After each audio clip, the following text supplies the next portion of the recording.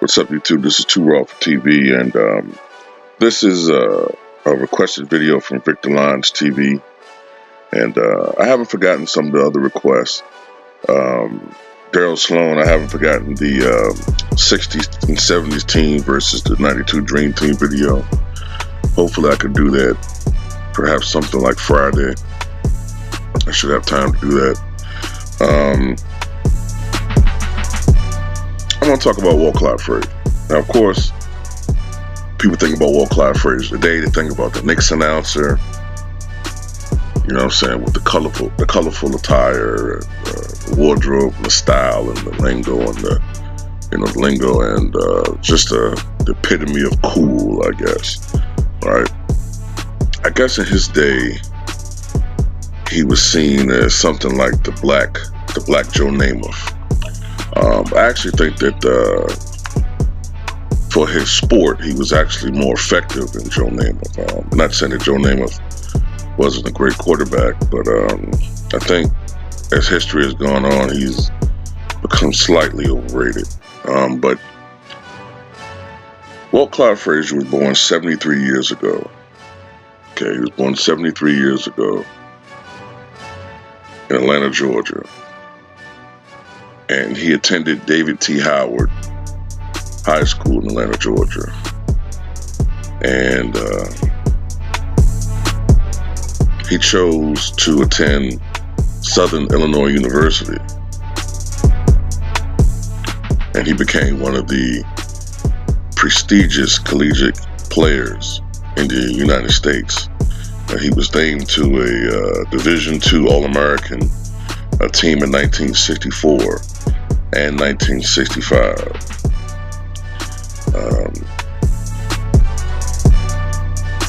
He was declared academically ineligible for basketball in 1966.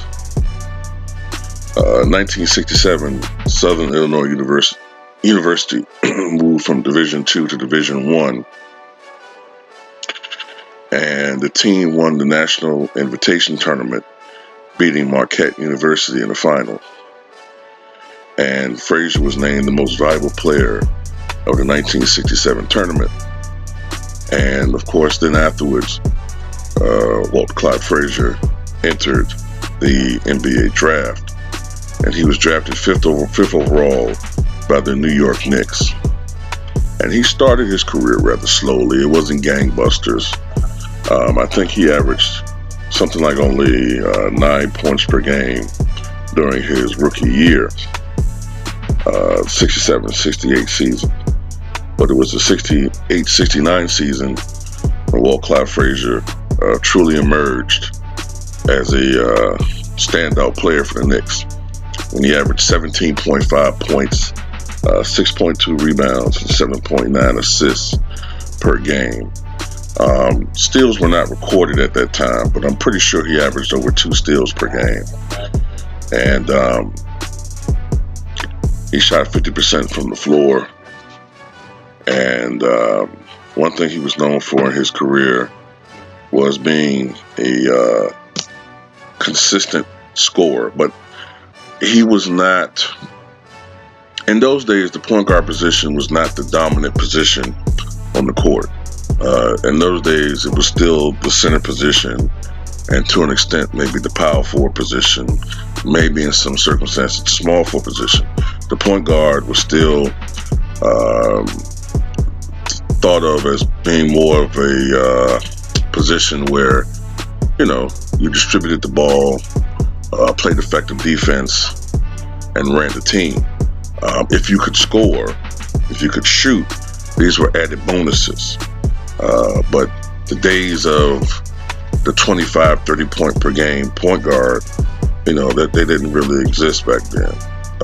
That's what made Archibald such an anomaly back in the 1970s. He was a guy averaging 35, 34 points per game and 11 assists per game, you know, a workhorse that year.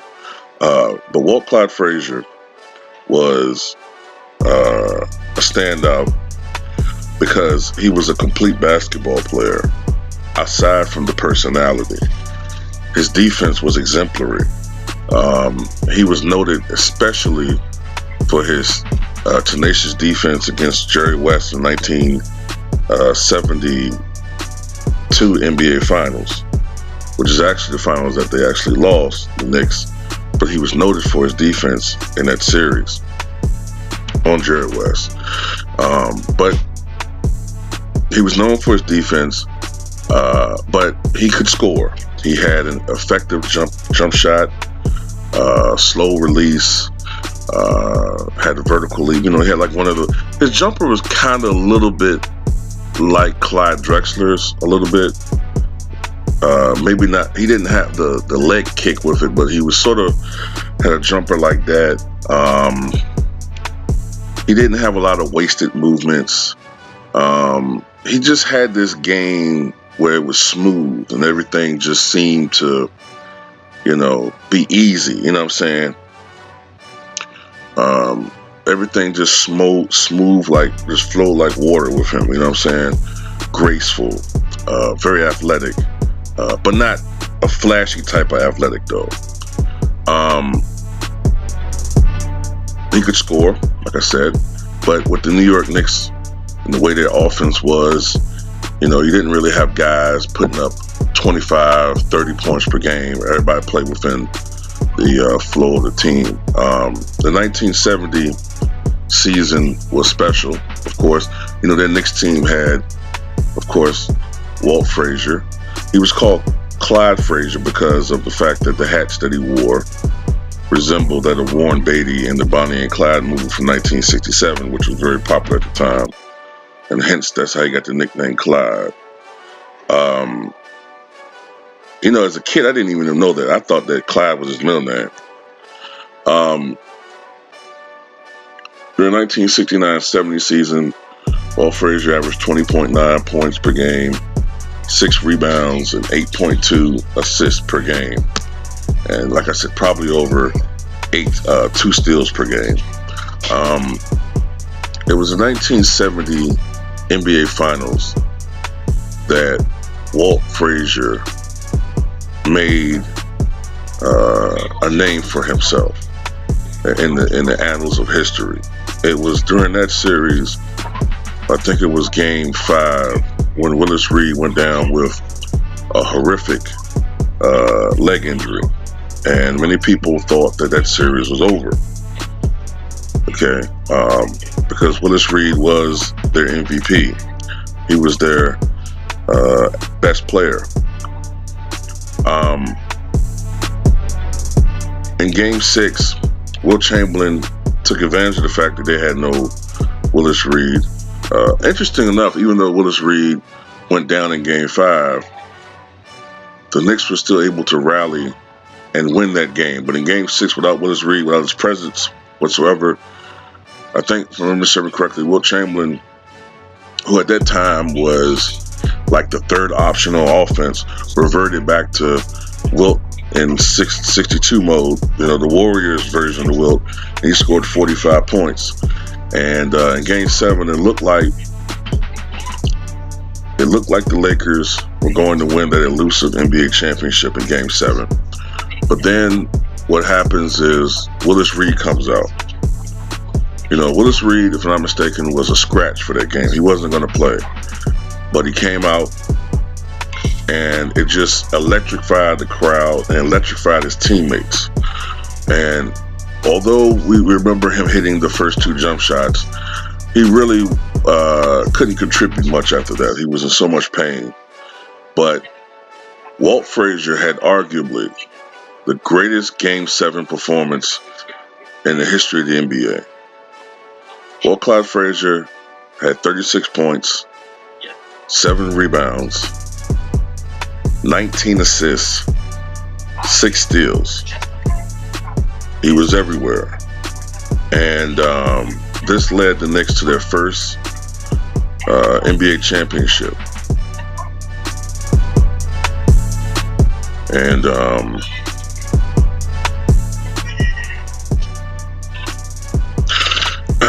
their first NBA championship. And the Knicks would go on to be for the first half of the 1970s, one of the best teams in the NBA, and Walt Frazier was one of the best players on one of the best teams.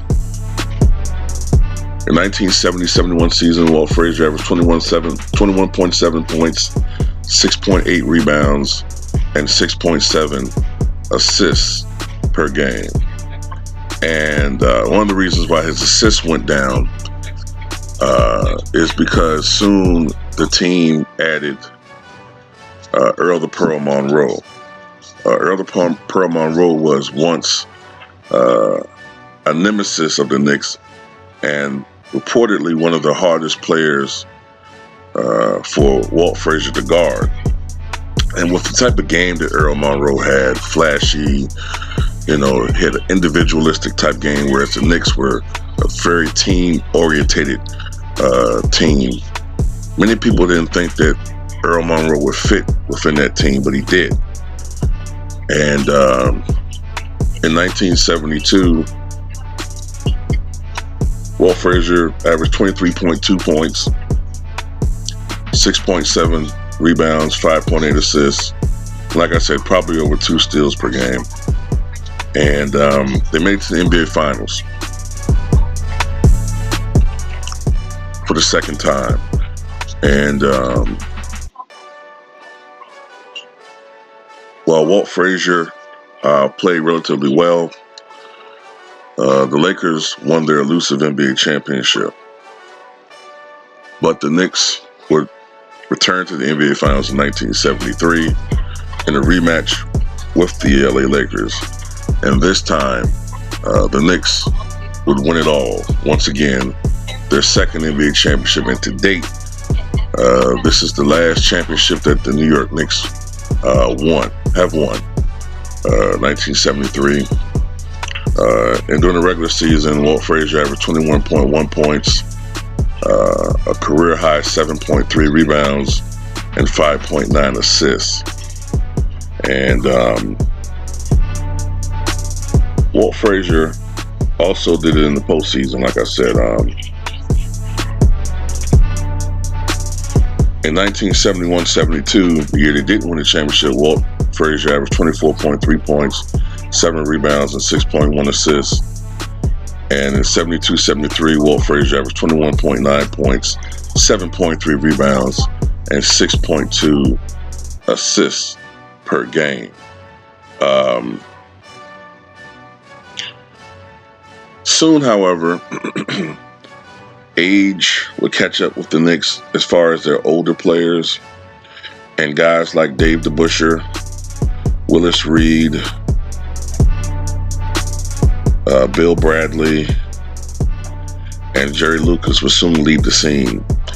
And by 1974-1975, it was pretty much just Earl Monroe and Walt Clyde Frazier dominating the Knicks. And the Knicks struggled somewhat. They weren't among the best teams in the NBA anymore. They were a team that was watchable. They were a team that on any given night could still beat any club, but they were no longer seen as a threat to the NBA hierarchy. But Walt Clyde Frazier arguably had some of the best basketball of his career during this time period. He averaged, in 1974-75, averaged 21.5 points per game, 6 rebounds, 6.1 assists, and 2.4 steals per game. After this, however, Walt Frazier would go into a slight decline period and then precipitously decline after he's traded to the Cleveland Cavaliers. His last All-Star season was the 75-76 season, when he averaged 19.1 points, 6.8 rebounds, 5.9 assists, and 1.8 steals per game. And at the time that he was traded from the New York Knicks to the Cleveland Cavaliers, it was a trade that was shocking not only to the basketball world, but especially to New York Knicks fans. At that time, and it's hard to kind of picture it now, but at that time, you could make the argument that Walt Clyde Frazier was the greatest Knick of all time. He had so many numerous records for the New York Knicks. Games played, field goals made, attempted, assists, points. He led the NBA franchise in so many different records. Now, of course, since then, Patrick Ewing has obliterated many of those records.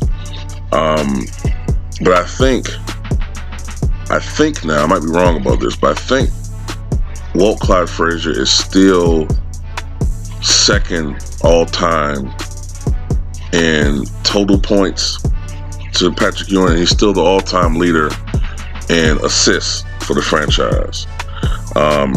With the Cleveland Cavaliers, Walt Clyde Frazier struggled, and he struggled with both declined level of play and injuries, and he only played 51 games during the 76-77 season. During the from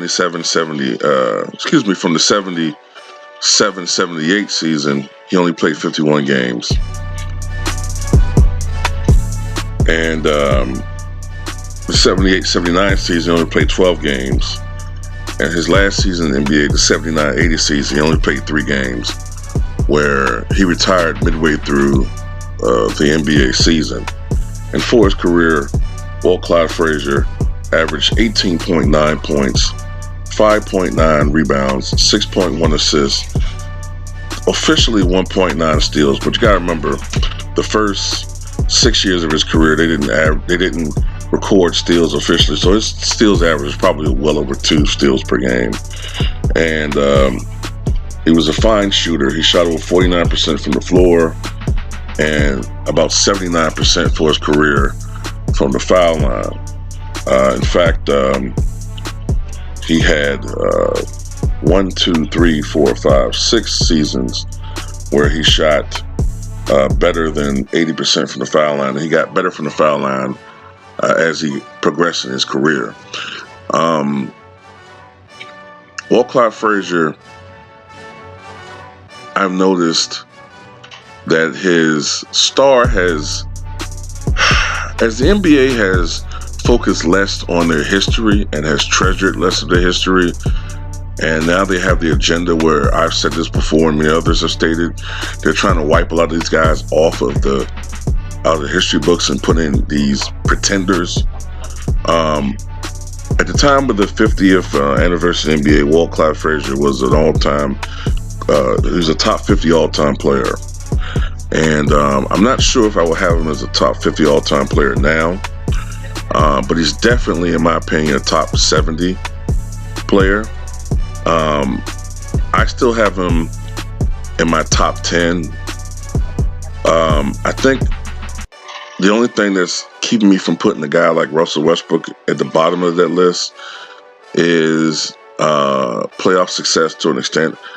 If Russell Westbrook was to just at least advance to a Western Conference Finals, and as far as that also, and have some more individual accomplishments, longevity accomplishments, then I probably would put him over Frazier. But it's hard to put a guy like Russell Westbrook over a guy who has 2 NBA championships, 3 final appearances, and was arguably seen as the best all-around point guard in the NBA during the especially the first 6 years or so, 1970s. And it was kind of hard to do that. So that's why I still have Walt Clyde Frazier in my top 10. I think I have him right at the bottom. But Walt Clyde Frazier, one of the greatest point guards in the history of the NBA. And he's much more than just an announcer. He's a fixture for the New York Knicks and has been for decades. And he truly is Mr. New York Knick, Walt Clyde Frazier.